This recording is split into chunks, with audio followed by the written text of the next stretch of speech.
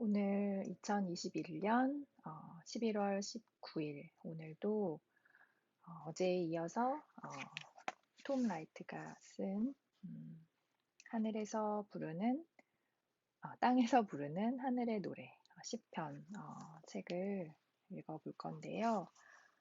오늘은 3장 하나님의 시간과 만나는 길목에서를 읽어볼게요. 시편은 우리로 하여금 서로 다른 시간의 층들이 교차하는 지점에 서게 한다. 주님은 대대로 우리에 거처이셨습니다.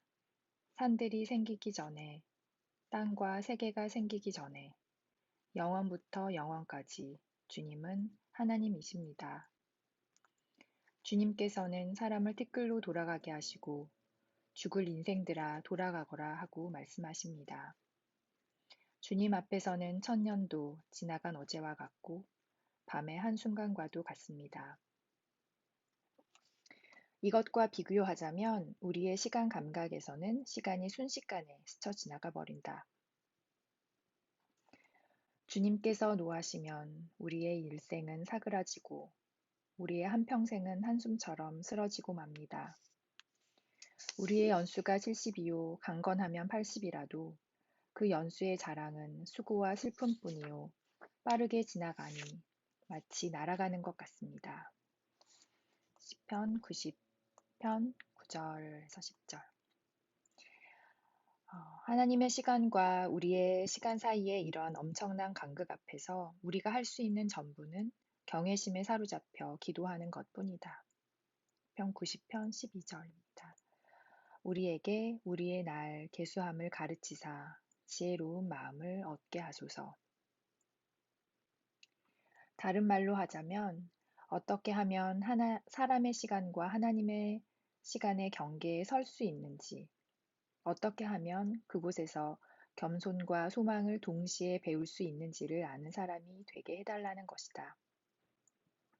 우리의 시간이 완전히 무가치한 것은 아니지만 시간의 모든 가치는 자신의 환경을 통제하는 우리의 힘이 아닌 하나님의 선하심으로부터 온다. 우리를 괴롭게 하신 날수만큼, 우리가 재난을 당한 횟수만큼 우리에게 즐거움을 주십시오. 주님의 종들에게 주님께서 하신 일을 드러내 주시고 그 자손에게는 주님의 영광을 나타내 주십시오. 주 우리 하나님, 우리에게 은총을 베푸셔서 우리의 손으로 하는 일이 견실하게 하여 주십시오. 우리의 손으로 하는 일이 견실하게 하여 주십시오.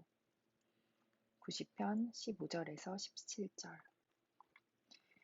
이와 동일하게 애통과 겸손, 체념과 소망이 복잡하게 뒤엉켜 있는 또 다른 구절은 우리가 시편 102편으로 알고 있는 길고 구슬픈 시의 마지막에서도 나온다. 하나님의 시간과 우리의 시간 사이의 이 근본적인 차이는 두 가지 문제, 즉 인생을 살아가면서 왜 우리는 그리도 자주 어쩔 줄 몰라 하면서 당황하는지, 또한 그럼에도 불구하고 왜 우리는 그 가운데서도 소망을 발견하는지에 대한 이유를 알게 해준다. 그가 내 힘을 중도에 쇠약하게 하시며 내 날을 짧게 하셨도다. 나의 말이 나의 하나님이여 나의 중년에 나를 데려가지 마옵소서. 주의 연대는 대대에 무궁하니이다. 주께서 옛적에 땅의 기초를 놓으셨으며 하늘도 주의 손으로 지으신 바니이다. 천지는 없어지려니와 주는 영존하시고 그것들은 다 옷같이 낡으리니 의복같이 바꾸시면 바뀌려니와 주는 한결같으시고 주의 연대는 무궁하리이다. 주의 종들의 자손은 항상 안전히 거주하고 그의 후손은 주 앞에 굳게 서리이다 하였도다. 102편 23절에서 28절 개역개정입니다. 만일 하나님이 우리의 힘을 쇠약하게 하시고 우리의 날을 짧게 하신다면 우리는 바로 그분이 오래전 땅의 기초를 놓으시고 이 땅은 다 사라질지라도 영존하실 동일한 그 하나님이심을 안다. 그분은 영원무궁토록 한결같으시다. 이와 동일하게 그 다음에 두 시편에서도 역시 짧기만 한 인간의 시간과는 대조적인 영원한 하나님의 사랑을 크게 경축하고 있다. 인생은 그날이 풀과 같으며 그 영화가 들의 꽃과 같도다. 그것은 바람이 지나가면 없어지나니 그 있던 자리도 다시 알지 못하거니와 여호와의 인자하심은 자기를 경외하는 자에게 영원부터 영원까지 이르며 그의 의는 자손의 자손에게 이르리니 곧 그의 언약을 지키고 그의 법도를 기억하여 행하는 자에게로다. 103편 15절에서 18절 말씀 개역개정입니다. 시편 104편은 이를 메아리처럼 되울리면서 하나님이 어떻게 그분의 얼굴을 가리시며 피조물로부터 그분의 호흡을 거두시는지, 또한 어떻게 그분의 영을 보내어 그들을 다시 한번 새롭게 창조하시는지를 묘사한다. 그러나 당신께서 얼굴을 숨기시면 그들은 떨면서 두려워하고 당신께서 호흡을 거두어 들이시면 그들은 죽어서 본래의 흙으로 돌아갑니다. 당신께서 당신의 영을 불어넣으시면 그들이 다시 창조됩니다. 당신께서는 땅의 모습을 다시 새롭게 하십니다. 104편 29절에서 30절 세번역입니다. 이 모든 것은 우리가 어떤 식으로든 이 시들이 담고 있는 두드러진 종말론적인 균형을 배우도록 우리에게 가르치는 것 같다. 시편이 우리로 하여금 여러 시간의 교차점, 곧 우리의 시간과 하나님의 시간이 만나고 과거 그때와 지금과 아직 오지 않은 시간이 교차하는 그 지점에서 기도하고 노래하게 한다는 사실을 깨닫는다면 우리는 어떻게 하나님의 임재 안에 살아가는 인생의 리듬 안에서 그러한 감정들을 붙들어야 하는지를 이해하게 된다.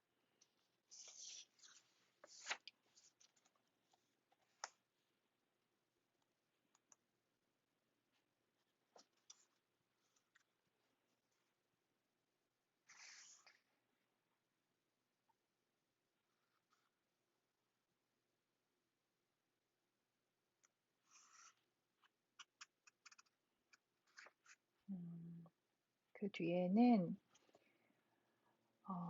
시편에 많이 나오는 하나님께서 택하신 왕이 세움을 받고 또 승리를 거두는 것을 축하하는 그런 시들, 보통 제왕 시편이라고 부르는데 그런 시편들이 많이 나오잖아요. 근데 그 시편들이 보여주는 그런 궁극적주의적이고 또 때로는 아주 폭력적인 그런 어떤 묘사들에 대해서 우리가 어떻게 어, 현대 민주주의 사회를 살아가고 있는 우리가 어떻게 그것들을 자연스럽게 받아들일 수 있을지 에 대해서 이야기를 하면서 그런데 그런 것이 좀 더 넓은 세계관, 성경 전체의 어떤 좀 더 넓은 세계관 안에서 이해해야만 우리가 그것을 바로 읽고 또 이해할 수 있다. 그런 얘기를 하고 있어요.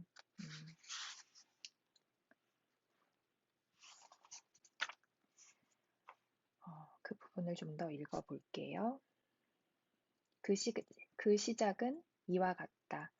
태초에 하나님이 인간을 만드시고 그들을 하나님의 대리 통치자로 삼으셔서 세상을 다스리게 하셨다. 이것이 인간이 하나님의 형상으로 만들어졌다는 말씀의 의미다. 적어도 그 의미의 일부분이다. 형상이란 마치 거울처럼 세상을 향한 하나님의 지혜롭고 애정 어린 사랑을 반영하면서 우리 인간이 살도록 만들어진 그 동산에 질서와 결실을 가져오는 것이다.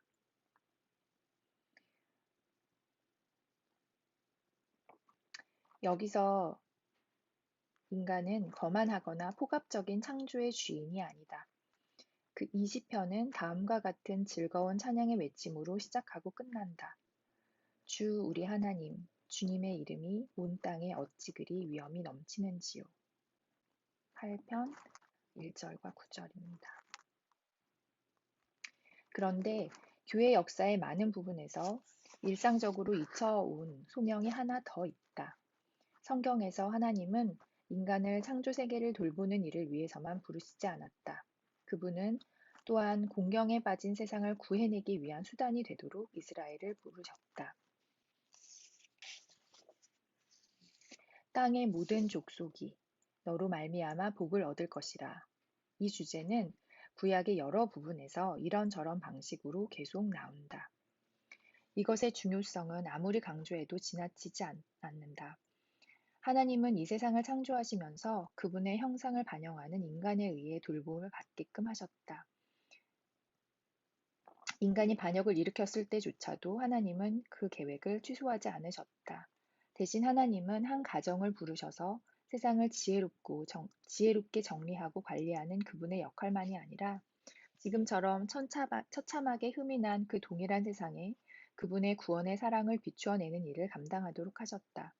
바로 여기에 구약의 황홀함과 고뇌가 동시에 들어있다. 이스라엘이 받은 그 풍성하고도 놀라운 소명이 나타나지만 바로 그 이 소명, 구원의 임무를 수행해야 하는 그들 역시 이 동일한 구원을 절실히 필요로 하는 존재들이라는 이 어둡고 비극적인 사실이 함께한다. 이러한 이중적 주제의 어두움과 당혹감은 구약의 모든 책에 반영되어 있으며 시편에서도 마찬가지다. 인간의 반역에도 불구하고 인간을 통해 창조 세계의 질서를 가져오려는 자신의 계획을 하나님이 포기하지 않으셨던 것처럼 하나님은 이스라엘의 계속되는 참담한 실패 앞에서도 자신이 택한 백성을 통해 세상을 구원하려는 계획을 포기하지 않으셨다. 이것이야말로 바로 저 위대한 역사적 시편들이 담고 있는 메시지이며 그 동일한 역사에 대해 그 밖의 보조 문헌들이 지시하고 있는 바다.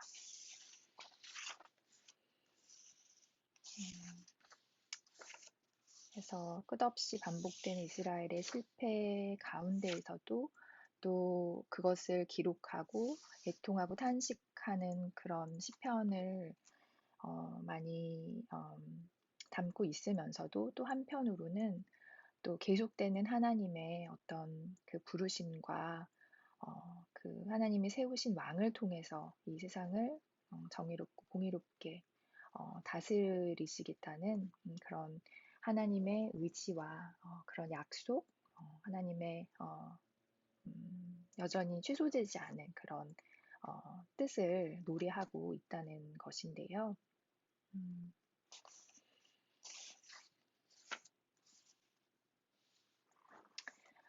이 모든 시편은 이스라엘 민족이 저지른 너무도 명백한 실패에도 불구하고 그저 민족적인 우월성만을 반복하여 주장하는 것이 아니다.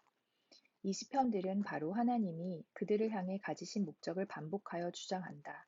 곧 이스라엘을 위한 목적뿐 아니라 그들을 통해 이루시고자 하는 하나님의 목적을 계속 역설하는 것이다.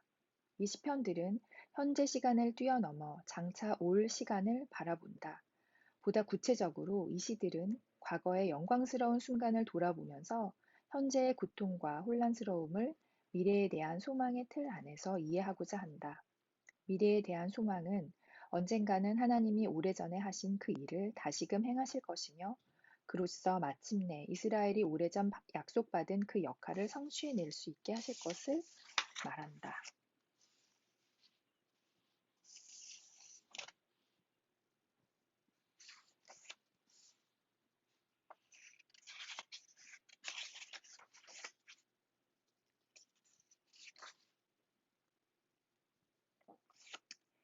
우리가 시편을 하나의 전체로 보면서 하나님의 시간과 우리의 시간이 교차하고 또한 과거 다윗 왕조, 오점과 실패를 함께 가지고 있던 그 다윗 왕조와 장차 올 하나님 나라, 그 과정의 한가운데 예수님이 있는 그 하나님 나라가 교차하는 그 복잡다단한 지점에 서는 법을 배울 때 우리는 이 시편의 시들이 그 자체로 종말론적 긴장을 표현하고 있으며 우리로 하여금 정확하게 바로 거기에 서게 한다는 사실을 발견하게 된다.